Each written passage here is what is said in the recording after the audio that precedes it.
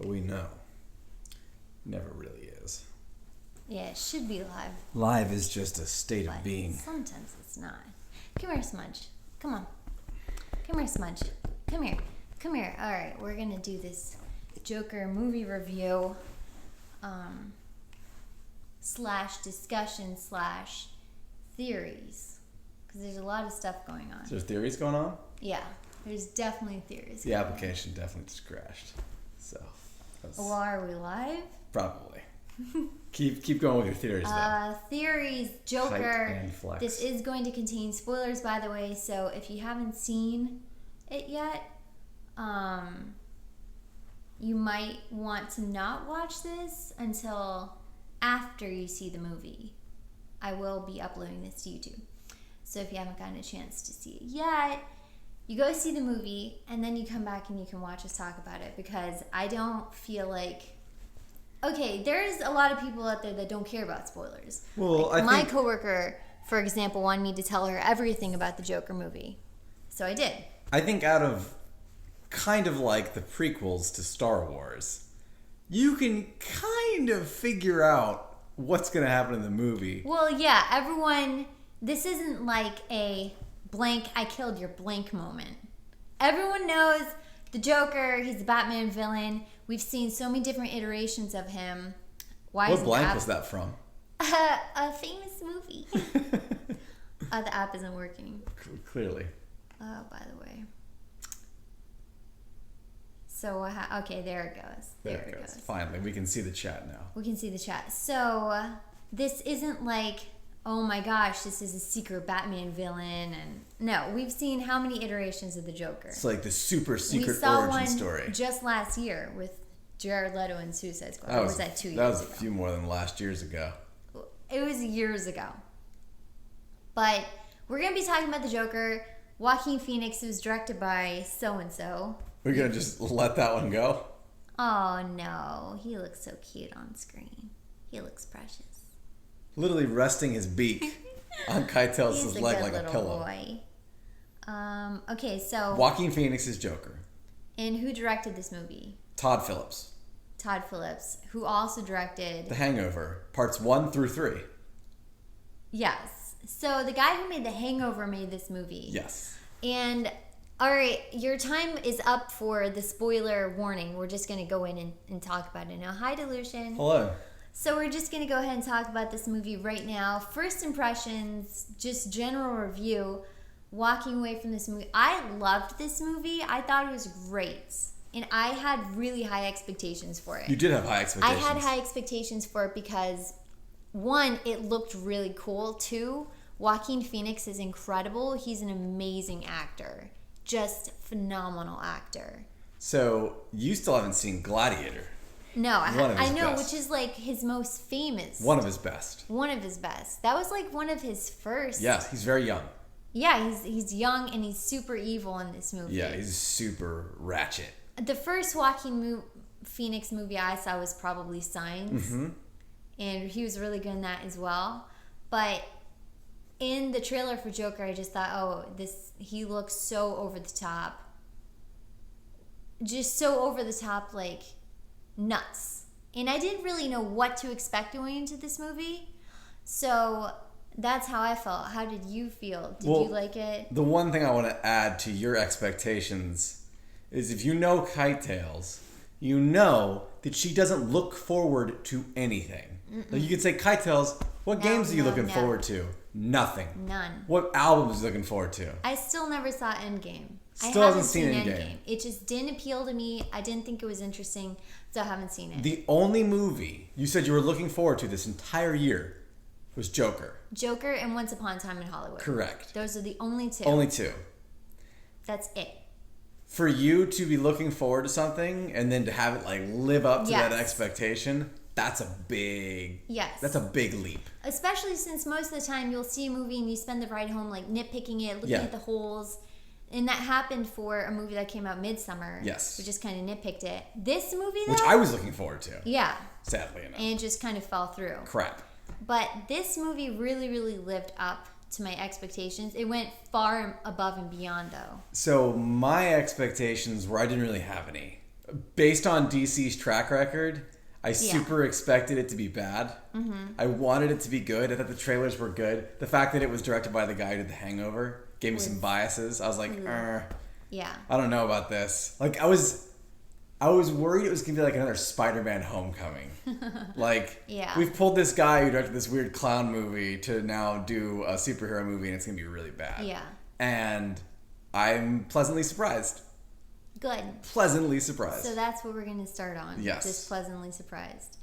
Well, the first thing about this movie that I really, really enjoyed was that it had such an effect on me the way I viewed mental illness. Mm-hmm. And I walked away from this film totally just kind of feeling very sad about what was going on. Because, so Arthur Fleck was... And we're just in spoiler territory now. Yeah, I know. Yeah. We're a spoiler. We're well past the point of no return. Arthur Fleck has mental illness in the movie that's very clear from very early on. It's not like, oh, he's a little bit psychopathic. No, he has a legit mental illness. Yes, he has a neurological condition. Right. And there's this scene, so his laughter is like unprovoked. It's like this I guess, compulsion that he has, that he has no control over. Yeah. Right. And so his little card that he brings out on the bus that explains like what it is. I'm not laughing because this situation is necessarily funny. I had a traumatic brain injury, and this is something that came as a result of that. The entries in his diary, he can't spell. That's another thing I noticed too. He spelled like always with like a Z in it, or a V. So he can't. He's clearly probably mentally challenged as well. Learning disability, maybe he didn't learn as much as he should have, or learn the correct way, and it really stunted him that way. And then you find out later on that his mother was super abusive to him. He had this really, really traumatic childhood trauma growing up, and all of this like compiled is the result of the man that you see. And I just like, I felt so sorry for him. I just felt so sympathetic towards him. And this isn't to be confused with, oh yeah, I totally understand why he shot those guys. No, this is a guy who was crying out for help, needed it, and he shouldn't have had a gun. Mm-hmm. He told his coworker, I'm not allowed to have guns. He shouldn't have done that. He even misfires it in his apartment. Right. Yeah. Exactly. So this was a guy who had all these challenges and just was unfortunately kind of went down the wrong path because of what was given to him. And if he never had the gun, then he wouldn't have, killed those guys. Mm-hmm. But then it's like, but those guys might have killed him. They probably would have beaten him to death. Yes. Because they would have just thought, oh, he's another lunatic in the subway. And then what? Some Wayne employees, like, they're really going to do anything about it.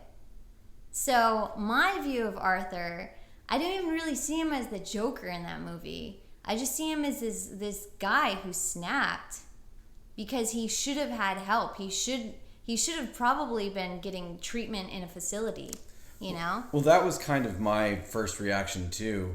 Was when he gave the card to the woman on the bus. Yeah. Like, it made me tear up. I got really emotional because having read probably over 500 Batman comics, mm-hmm. like issues in my life, following the Joker for a long time, always viewing him as just the greatest antagonist. Yeah. Seeing a moment of just like, oh, his laugh is a condition. Mm-hmm. It's not just him being malicious. Like, right. Maybe he turns into that one day. But, like, to think that sometimes it's just something that he can't help, it, like, destroyed me. That moment destroyed me. I don't even know if, like... It made me reevaluate, like, what else do I not know about characters that are vilified? Right.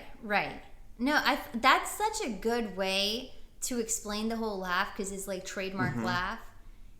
But to make it this thing where you kind of feel like... Because I never laughed when he did it. No. I never laughed at him. No. The only time in the movie I remember laughing, I did laugh when he was dancing in his apartment. He's like, hey, I'm Arthur, you're a good dancer, Arthur, thanks. Yeah. This guy's not. And he shoots the wall, and then his mom's like, what is that? And he's like, I'm just watching old war movies. Mm-hmm. I thought that was pretty funny. Yeah. Also, Robert De Niro was funny. He had to be. He was cruel, but he was funny. But here's the thing. You as an audience member in Robert's show, Murray's show, Murray. You as an audience member in Murray's show, when you're watching Joaquin Phoenix at his stand-up routine where he's doing that, you have no idea about the guy you're laughing at. No. You have no idea what he's gone through. There's a lot of like self-reflective moments in this movie. There really is. Where you're just like people you laugh at online. Yeah. People you laugh at in general. Like that's the effect this movie had on me. Is I really just felt like I completely reevaluated people that I think are crazy because I work. So I've had a lot of exposure growing up over the years with mentally challenged, mentally ill, homeless people, and it is really if you aren't prepared, it's scary. And Weeb, I just want to say really quickly, says the first guy was definitely self-defense. Yeah, the Wayne employees were self-defense. Well, the last one wasn't. No, they were all kicking him. Yes, but the third one was not self-defense. That was retroactive self-defense. That's not how that works. It was the first two. It was yes. retroactive self-defense. The last one, that was a chase. No, but that was like in a fit of blind rage. Yes. Okay. I'm not justifying it. I'm just saying. I also think the third Wayne employee was self-defense. I'm going to say it was not self-defense on the record. But if you don't have any exposure to mentally ill people, severely mentally ill, mentally challenged, I feel like the average individual would be afraid. You're afraid because you don't know, and you don't know what to expect from them. And so yeah, to have this reaction like you want to antagonize and beat these people up, I think you're like an evil person. Right. And so here's the thing that I don't get. When I watched this movie, I felt so sorry for Arthur. Even though he's the Joker and this is a villain origin story, I still don't see him as a villain. I still don't, even after watching this movie. I don't see him as a bad guy because he has no control over his faculties. They made that clear again and again and again in the movie. He has, even when Murray said, did you start this political statement? He said, no, I have nothing to do with that. Because he didn't start a political statement. He indirectly did because people thought he was making a stance, but he wasn't. They thought he killed those Wayne employees for a reason. They had no idea what really happened. They even, in the newspaper, they said, clown vigilante. Right. No one had any idea what had actually happened. Yeah. So I like that, though. I do, too. It's a really good take on something that is so expected. Right. Right? Like, the surprise here is that not only... Because he is kind of a villain by the end of it. He is definitely a villain by the end of the movie. I would say he is... He's aware that what he is doing is wrong. Yes, he knows that what he's doing is wrong. Right. There's a tipping point where he goes from being sympathetic to woke. And it's actually when he stops laughing. When he stops taking his medication, that's not a good thing. Yes. Well, no. I think it's when he actually stops laughing. Like, because he has the compulsive laugh up till a moment in the movie. Up till he stops taking his medication. No, he still laughed. He stops laughing after he figures out the thing with his mom. No, then he's aware. I still think I don't know. I'd have to see. I would also watch this movie again. Yes, I would watch this movie still again has. because you miss a lot of stuff. He still does have some laughs, like he does on the Murray show. But like the amount of laugh and the control he has over it is so much more him. Yeah. Than it is.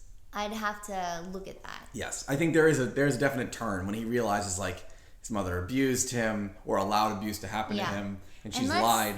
Let's talk about Penny Fleck for one moment. Let's talk about the DC mothers. Just a quote. So Weeb says, quote, he got what he effing deserved, end quote. Kite, what about the Wall Street guy in the stairs? That was guy number 3. Yeah, that's what I'm talking about. Self-defense. Kite still thinks it's self-defense. Angry Chef says, I think everything was on his head, like it was one big fantasy, hence how far he really was gone. See, that's another aspect, is that you don't know What's real. So we know that Arthur's little bank teller neighbor girlfriend was fake. And that got me because I actually believed, I thought they were together. So I noticed something, and I don't know if it's 100% true or not, but I felt like, because once he stopped taking the medication, we'd already established the fact that he's an unreliable narrator. Yeah. With the whole first scene of him and Marie having the conversation. Right. So he stopped taking the medication, like, well, this can only get worse. Yeah. Because he's already having delusions. When the girl was just so accepting of him, like, this is not. No, see, I thought that was his real girlfriend, and then I was like, why are you so upset? You have like this cute girlfriend to support you. And then I thought, okay, well. Yes. So that did get me. But I also think she was CG'd in.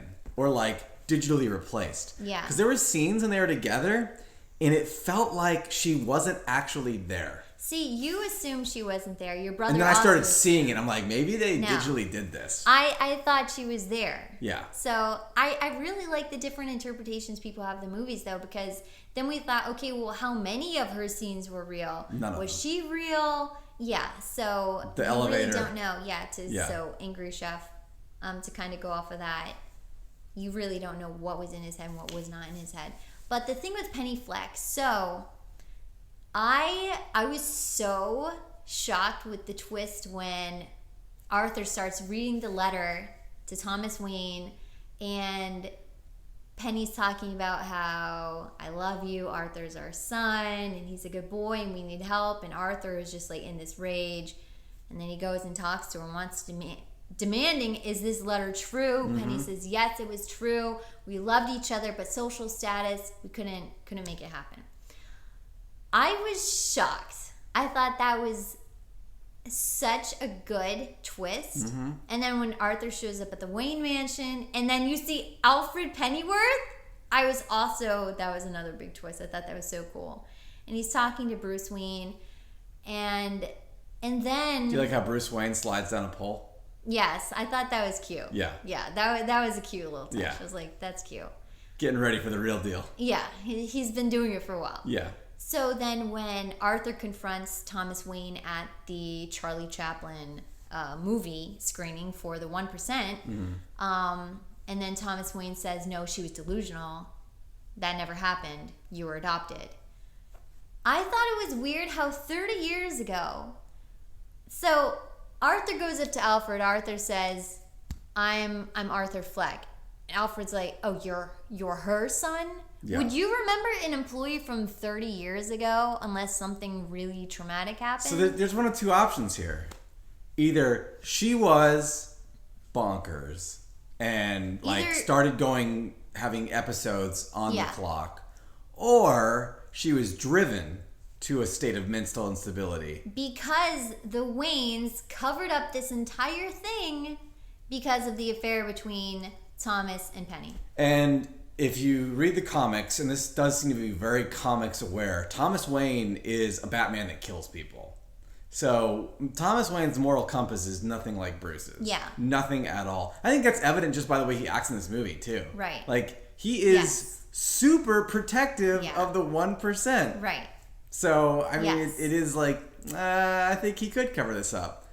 No, I just didn't think that Alfred and Thomas Wayne's reactions were realistic for someone that just worked there 30 years ago. I think they'd be more kind about it, actually. Yes. If that story was true, they'd be much nicer because they'd be like, your mom, like, she has problems. Like, I'm so sorry, but didn't you know that this is what really happened? What did she tell you? They should be like, can we help her? Yes. Right? Like, you'd think if she was actually mentally unstable. But the way they acted is like, get that dirty secret out of here. Yes. Like, and we another paid thing her off. too is if she was this delusional, first of all, what? So the movie took place in the 70s, 74. Yes. If that was 30 years ago, then that would have been what? 1944? Yeah. There is no way they would allow a working class woman, single mother, to adopt a child. They didn't even let Joan Crawford adopt a child. And that was like in the 50s or the 60s. And she was a multi-millionaire movie star. I think all signs point to Joker and Batman are related. Up. Yeah. Yes.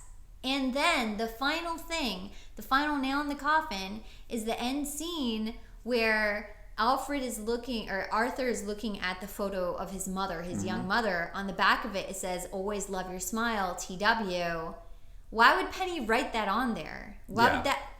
I don't think delusional people make up oh, look what I got from Thomas Wayne. You know what else is on a rewatch? You could look at her handwriting, because you see her letters versus his. That's a good point. They're not.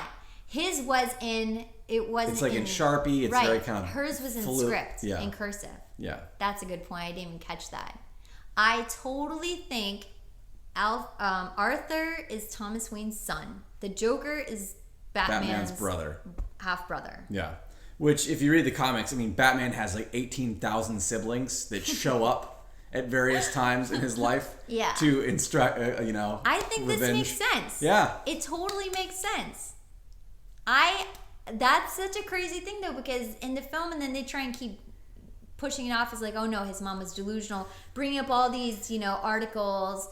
And then when you find out the trauma that happened to him as a kid, it was just, his life was so, so sad. Mm-hmm. And I just thought it's such a good villain origin story because he's got like all this abuse and like all this hatred that built up, and everything around him was a lie, even though he was trying to do the best that he could, as limited as that was. And then he finally snapped. He's like, you know what?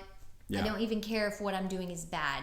I'm just going to give in to my impulses. Yeah. I don't think he was a psychopath or that he himself lacked awareness or empathy, because the moment that he had to kill, was it Gary, who was like the one that was always nice to him, one of his coworkers. He didn't kill Gary. Yeah.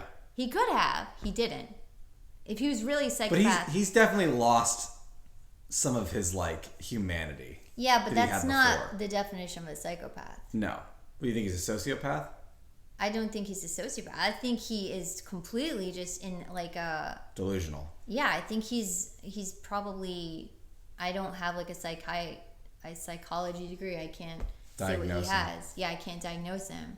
But if he was a psychopath, he would kill indiscriminately. Mm-hmm. All of his killings he killed Murray because Murray made fun of him. And look at his first delusion was he dreamed that Murray was kind of like a father figure to him. Yep. That he looked up to him. That was really sad.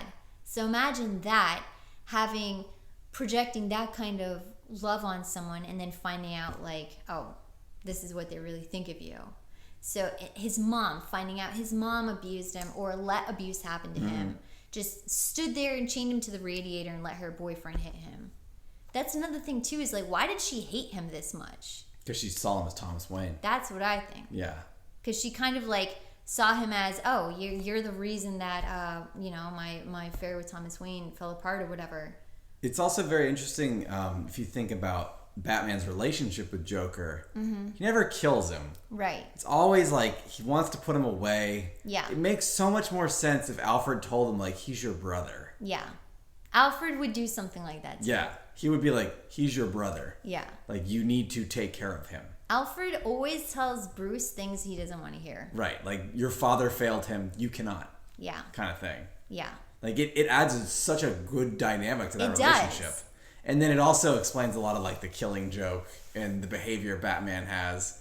So... Because maybe it runs in the family. Right, right. Another thing, too, and that reminds me, runs in the family, the scene where Thomas Wayne and Martha Wayne get killed in the alley by the guy who's repeating what Joker said before he shot Murray. Kills him. It wasn't a robbery. Yeah.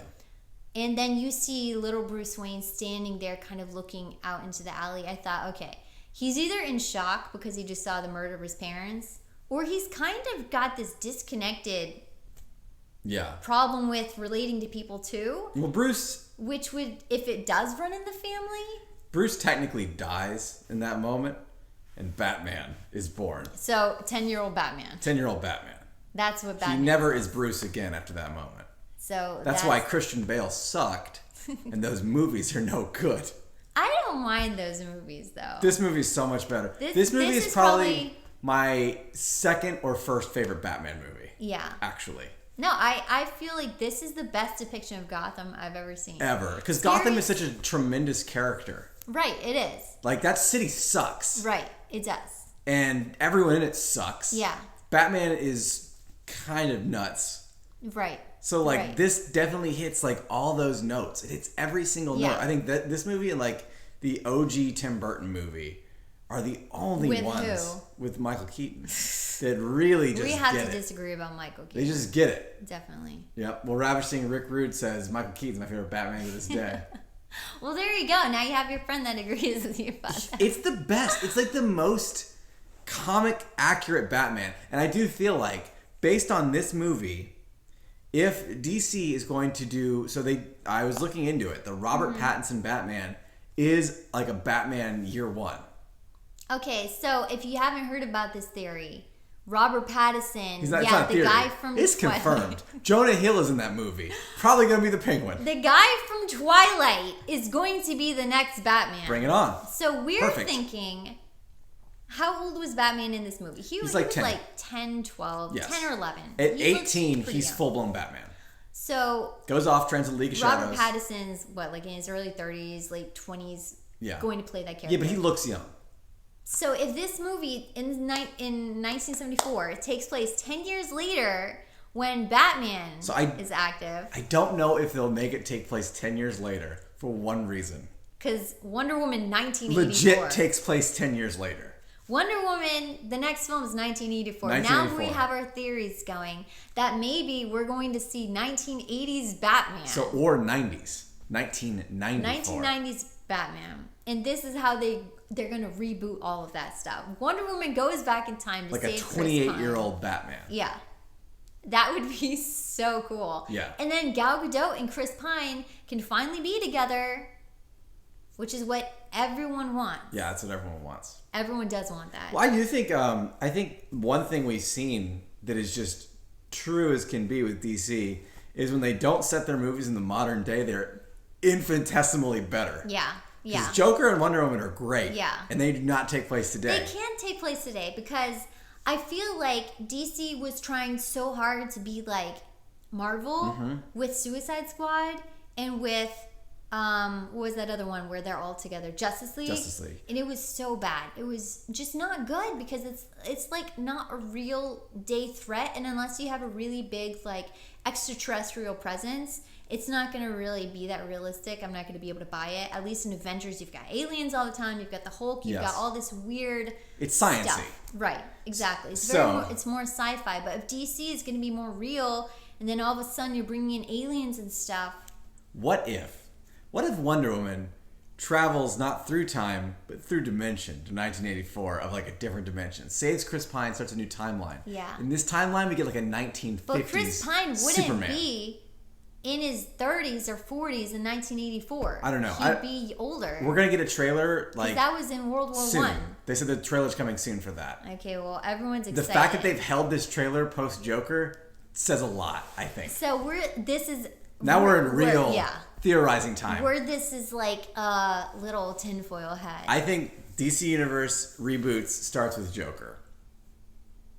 Then they do Wonder Woman 1984. This is the theory. Or technically it's Wonder Woman, Joker, Wonder Woman 1984. Yeah. We get the new Batman.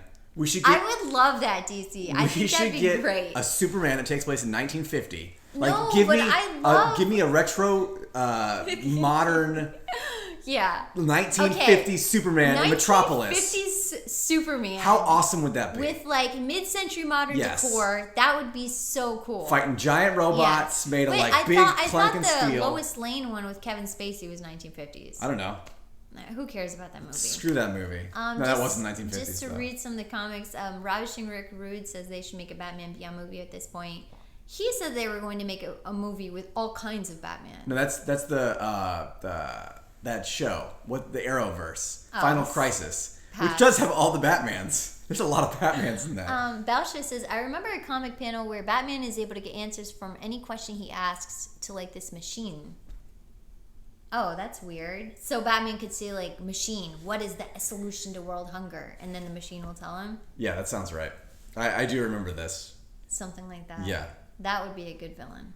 Well, Brainiac has not been done yet, as we know from Death and Return of Superman. So they can Bring do back a Nick lot Cage. of cool things. No. Let's get that Nick Cage I Superman. never want to see Nick Cage with long hair again. I got that Nick Cage energy. Weeb says, I hope this remains standalone like they planned it. Yes, unless they have okay, first I see Bishop. Bishop, no. get out of here. You don't belong here. Bishop, This no. is a spoiler zone. We're kind of done with some of the spoilers. But I'll tell you when to pause. That'll be good, right? Yeah, but we're talking about literally what comes next.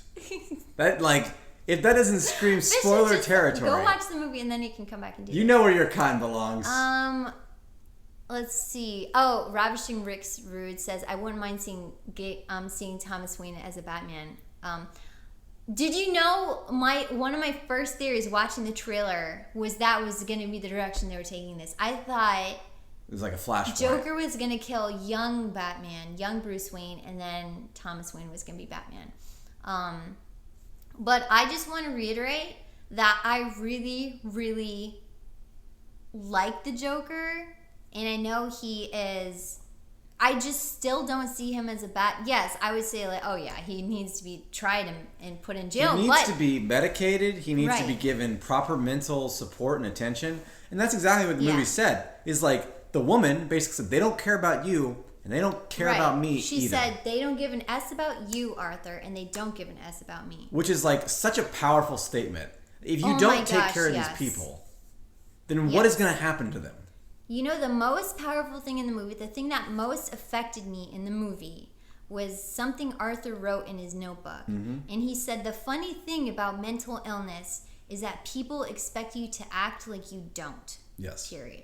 And I just thought that it makes me want to cry. Yeah. Because I feel so sorry for people like that. And you see these people, I've seen so many homeless people that are they're slapping on things or they're talking to themselves, and you just don't look at it as someone that needs help. Right. And you have this very cold oh, I don't want anything to do with that. And I feel Well, there's fear involved. You're afraid they might do something to you. And that's a valid concern. There have been so many instances where someone gets violent. Right, exactly. And that's why we had institutions for them, and we don't even have mental institutions in America anymore that are public, which is a terrible, terrible thing. So the mental health system in this country has so many problems with it. But for me, I watched that movie. I felt bad for Arthur. I felt sympathetic towards him. I even liked him. I thought he was a really nice guy. Mm-hmm. And I would totally talk to him if I saw him, I'd probably be friends with this guy. Well, up until the point where he starts just kind of going out with his revenge, he is a very nice person. Right, and that's the thing. Had this guy, for one, been taken away from his mother and that kept allowed on the abuse, medication. Yes. And had he had all these resources, would have been a really, really nice guy. Mm-hmm. His job where he was singing to the sick kids in the hospital and he's crying, he's I love this job, is really, really sad. It is sad. So I really liked Joker in this film. I liked him as an individual. That doesn't mean I at all condone his actions. I don't think any of that would have ever happened had he not been given a gun. He should not have been given a gun. He even said, I can't have this weapon. He knew he shouldn't have it. But he's not in a state where he is fully able to make decisions for himself that are correct. Right. That's why people like that have a social worker. They have someone to check up on them. Well, it's such an interesting study of how you present a character like that. Because you're talking about this, compare Joker to Anakin Skywalker to Walter White and Saul Goodman, right? Four interesting villain types. Okay, Anakin Skywalker, literally part of the Jedi Academy, has evil. Everything. No, he was a psychopath because he killed children. Correct. He was a legit psychopath. We don't sympathize with Anakin because we have no reason to. No. Walter White is you start off thinking, yeah, he's a good guy. He's just doing this for his family. But then by the end, you're just no. Also psychopath. He's a psychopath. Yeah. But then there's Saul Goodman, who is genuinely wants to do good. But he is a bad guy because not given the support that he needs. Right. You know, no one believes in him. Like his brother was very abusive to him. And it's like when you look at Saul Goodman and Joker, that is how you construct a villain that you can sympathize with. Which to me is the best kind of villain. Yes, such like it's a very difficult thing to do that too. Yes, it is. But there's two different kinds of people. So just reading some of the comments, Rick says the problem with that is that the Thomas Wayne Batman, it's Martha Wayne who becomes Joker in the comics. That's crazy. Is that true? It's weird. I don't like that anymore. DC has always had problems. So I'm glad they have the best writers, but like the worst ideas. I'm glad they didn't do that from the movie. Altizian says he is someone who was failed by society, and the only thing that made him happy was made up. He needed help. Yes. Well, and that's what he says too. He says to Murray, he's like, "This is what happens when you ignore people in society." I didn't get the full gist of his speech. My brother actually made, because we saw my brother, and he actually made a really good point. He's like, my friends, they have to take medication. Right. And he said they're much happier when they're off medication because they don't live in a state that is normal. Yeah. Like, their off medication state is better. Right. Because that's what feels the medication is what grounds you. Yeah. So when you take these people off and the delusions come in and they get out of control, like that is how we fail them. Right. We've failed those people. And another thing too is that Arthur, one, he was not at all prone to violence. None of his delusions were violent. He didn't have any revenge plans. What are the things that he was thinking of? He wanted a father figure. He wanted to go on the Murray Show. He wanted a girlfriend. He just wanted to be a stand-up comedian. He wanted love and support. Yeah. He wanted to be a comedian. He wanted to be loved. And they film him and then send his bomb routine. Which that just, honestly, that makes me want to cry. I don't want to think about him getting laughed at on stage. I hate when people like make fun of people like that. I know. There's this other movie called The Gift, and it has a character like that, you know? Yep. I hate seeing people like that, like, made fun of. That really breaks my heart. Yep. So I just felt so sorry for him. Because that's just so cruel. And so, and he wasn't this psychopathic, bloodthirsty guy. He needed help. And it's just, like, this movie, which is like this... slasher, I don't say it's a slasher. I think it's just... how it was advertised. A lot of people, like, hate this movie, and they haven't even seen it. Yes, correct. For me, I feel like any grounded, normal person would see it. And if you don't feel bad for him, then you're probably a psychopath. That's how I feel. We can't just diagnose. No, I will diagnose you right now. If you watch that movie and you think, oh my gosh, he's evil, he's a monster, then I'm gonna think you're a sociopath. I will say anyone who can judge, who can put judgment on him and just point blank say that he is evil based on that movie. If we're just doing Joker in the movie, then one, I hope you're never on a jury. No, because I hope you're never in a position nothing where is binary. Like nothing is binary and just good or evil. Right, Joker is not good or evil. Right. He's a human being that suffers from terrible, debilitating mental issues that no one does anything about. Right. And like this is the result of that. And I'm not at all trying to justify, oh yeah, I understand why he killed them. Look, as far as his experiences, the two murders that he committed that were against Murray, when he shot Murray, and then when he stabbed his friend in the eyes with the scissors. And his mother. He killed his mother as well. Suffocated her. All of those were... And then at the end, he probably attacked that woman. I don't know if that was real. That's true. He had blood on his shoes. But I think that was like symbolic. I don't really... Because if he turned around, there was no blood on him. That's true. And then I thought, well, that doesn't really make sense. If you're like bleeding out, isn't it going to be like all over your clothes and stuff like that? Yeah. So yeah, he committed these murders because at that point, he was already just like... He's gone. Oh yeah, he's just gone. He has like nothing else anymore to look forward to in his life. And now he's probably like, his delusions and fantasies have changed in a negative way. Yeah. You know, he should have never been allowed to go down that path. And that's how I see that as like, this person should have never had access to a gun, should have never, had to work like the way that he did to try and support him and his mom. He should have had more help, Well, yeah, the first time you really see him in his job, he gets assaulted Right. by and a bunch then, of and kids. What is his boss? And is his just boss like, like, get the sign back. or I'm going to dock it out of your pay. Yeah. So it was just like awful situation. Godless Sweep says Murray didn't do anything. He was just mean. I don't know. Putting that video on your show is doing something. That takes more than just like... Yeah, but he didn't deserve to get shot for that. No, he didn't deserve to get shot for it. But he definitely wasn't a nice person.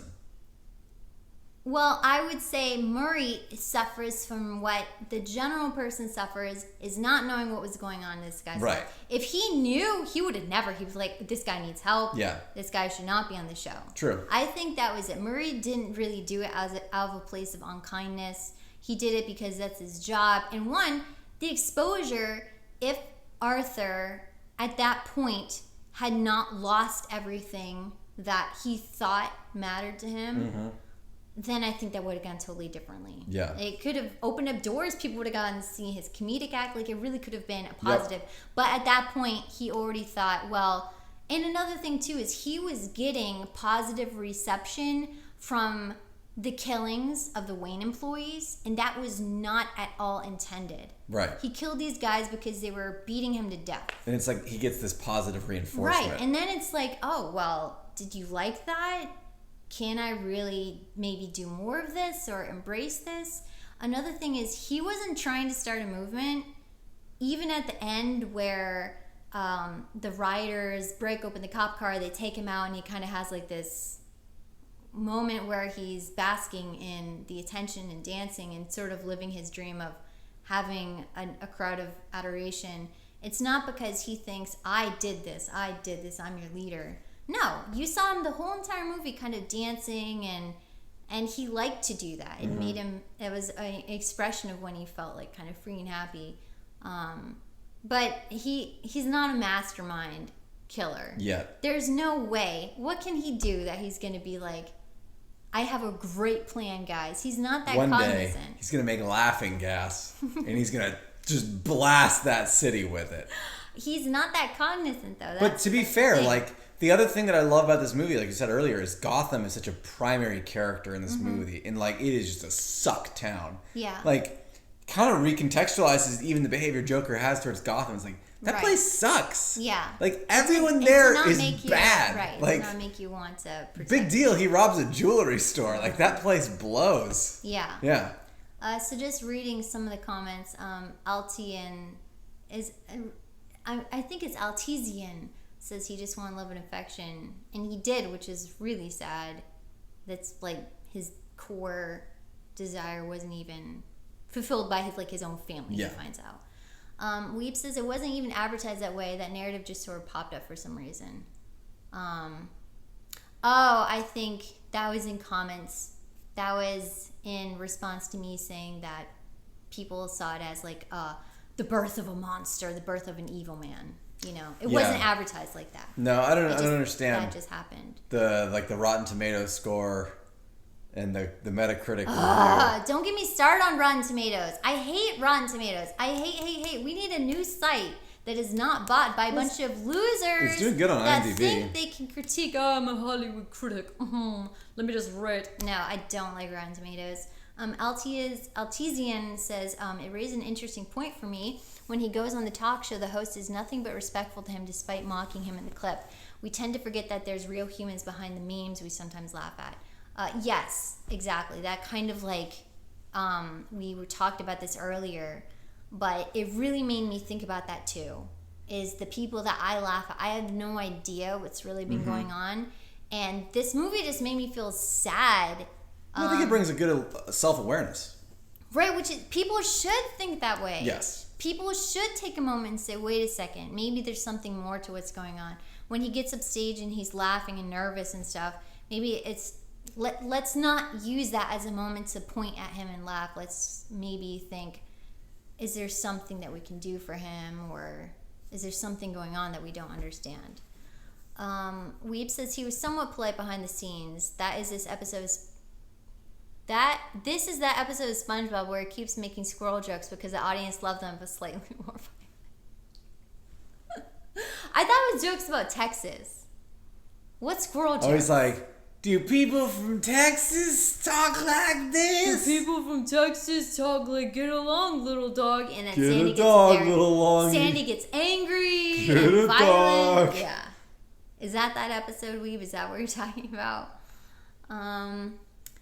Rick Rude says, blame the SJWs for Rotten Tomatoes. I don't know who to blame for Rotten Tomatoes. I don't know who to blame just for know that I hate Rotten Tomatoes because they're so...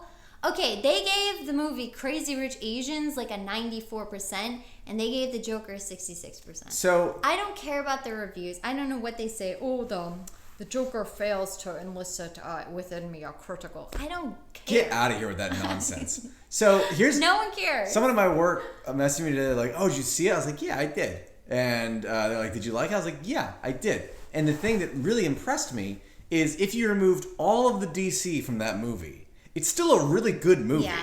Like, if it's It just is, called yes. The Clown and it's just Right. a movie about a guy who's a clown that's just Yeah. down in his luck, it's a really good movie. Yeah. It's well filmed, it's well acted, the music's amazing. Like, it's just a great movie, hands Right. down. But then when you actually manage to mix it in with like well-researched comic lore and you do a good job of telling that story, it's like, how'd they do this? Yeah.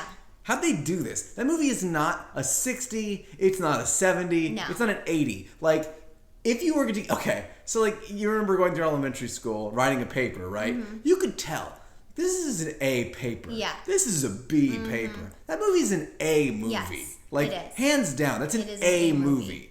Anyone who Exactly. thinks it's less than that And I think needs that- to go back to school and like watch good A movies Yeah. again.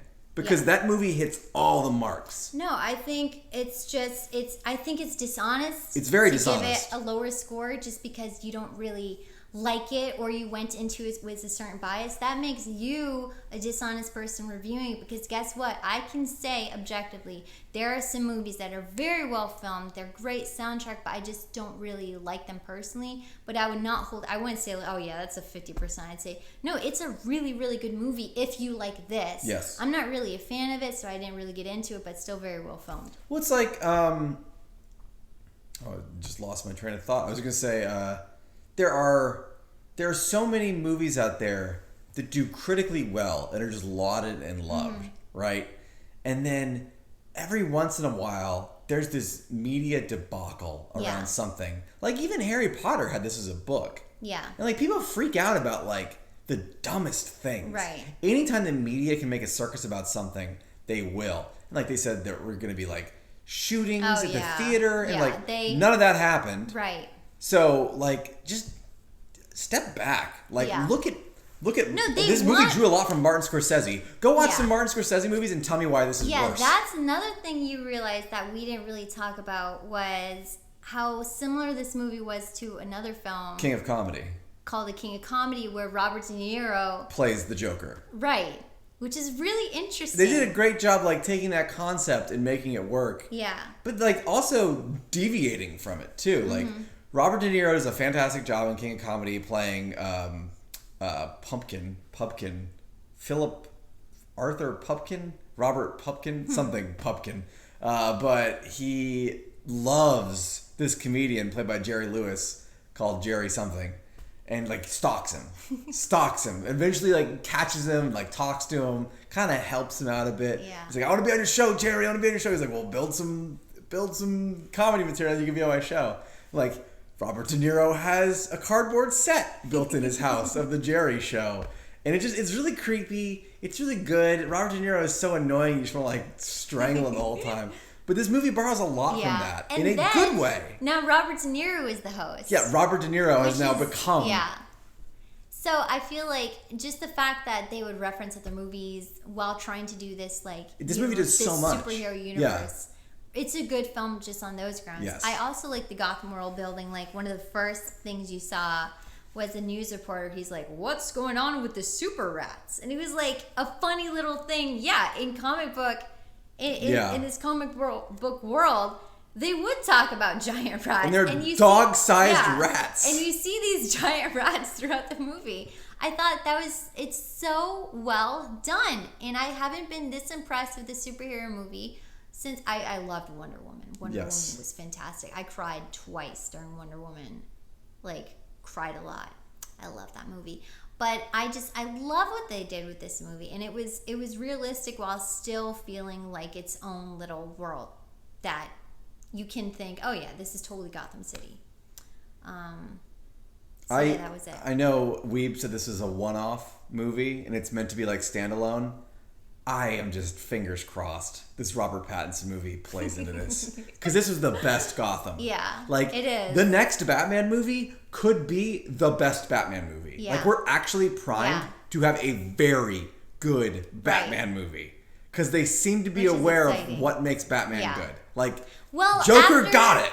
Finally, they got it. But I feel like they need more positive reception, because if they're looking at like the critic score, Weeb says there was a negative 2 out of 10 that review that said Joaquin was too good and it made me uncomfortable.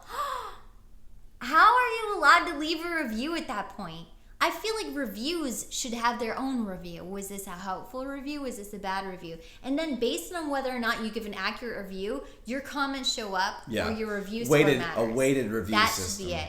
We should be allowed to review the reviews, because that's the only way you're going to get rid of all this stuff. And people at the very top, everything comes to like a full circle. You get the 1% of the critics versus like the 99% of the regular humans that are like, no, wait, it's actually really good. There's a lot of like political in this movie as well. Yeah. Like there's a lot of politics embedded in here, and the message behind that. Right. I don't know. I think anyone who's overly judgmental of this movie needs to take like a long, hard look in the mirror and be like, who are you? Yeah. Like, why are you actually dogging something?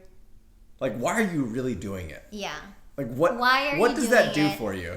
Or what if they're just like hardcore Marvel fanboys and they cannot stand that something good happened? Probably. Or that they're like, oh well, this isn't like it wasn't progressive enough for us, or something like that. I don't know. I would say this movie is fairly progressive.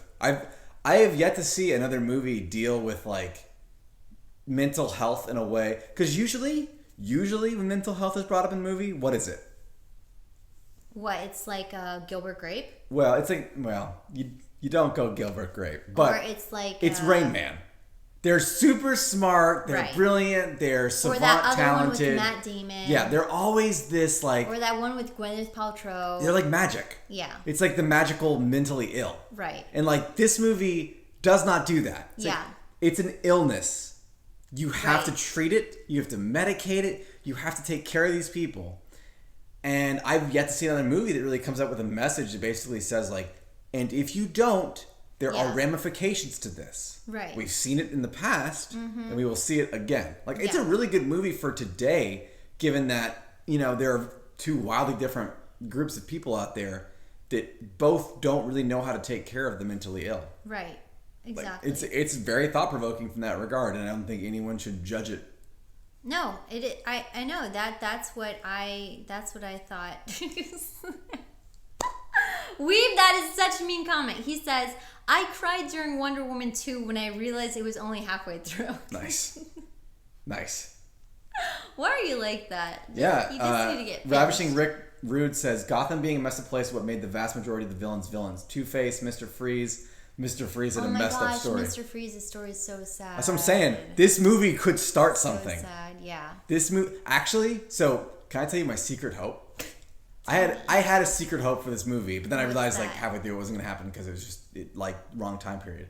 Secretly, I hoped that the movie would eventually like transition 10 years later and it almost become a horror movie where you still like are sympathetic to the Joker, but he's being hunted by the Batman. Wow. And it's just like, you never get Bruce Wayne. No, I wouldn't want to watch that though. It's just like, Batman's coming for you. Like it's like Michael Myers, Batman, over in the corner. Batman's pretty scary though.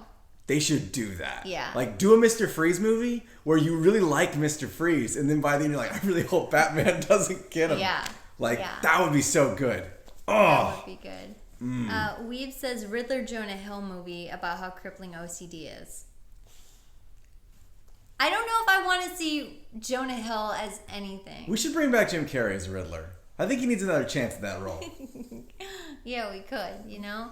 Let him revive it.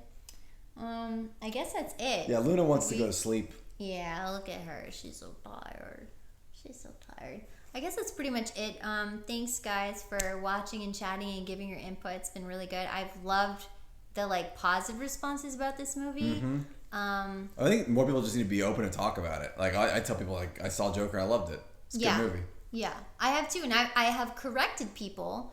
I posted on Twitter a couple days ago that I love the movie, go see it, and one guy said, yeah, we need more movies about the making of monsters. And I was like, okay, no. Wait, have you seen the movie before I jumped down your throat about that? Because you couldn't be even farther than that. That is not the point of the movie. Yeah. It was not the making of a monster. Like, it was a villain origin story for this character that is so overdone and well known at this point. Like, how many Jokers have there been? There has been Jack Nicholson Joker, Mark Hamill Joker, Jared Leto Joker, which was terrible.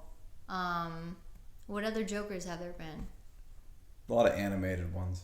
All the video game Jokers. I mean, Mark Hamill. There's just been so many Jokers. It is interesting how all this drama like happened the same time as the liberation of Hong Kong. I mean, like, Yeah, it started at the exact same time. And that's another thing, too, is it's like, if you are going to get this defensive about a movie... Please, put your defensiveness somewhere else. Yes. You need to get defensive about what's going on in the world right now. You need to educate. Then I'd say, okay, do you know what's happening in this country? Do you know what's happening in Iraq? Do you know what's happening in Hong Kong with all of the rioting and the people protests that are dying for their freedom in another country? No, I don't know about that. I just care about the Joker drama. Then please don't talk to me because you're wasting my time. I don't want to hear about it. I'm very, very in tune to the problems in the world right now. This is a fictional movie that we have a right to discuss within its own merits. Right.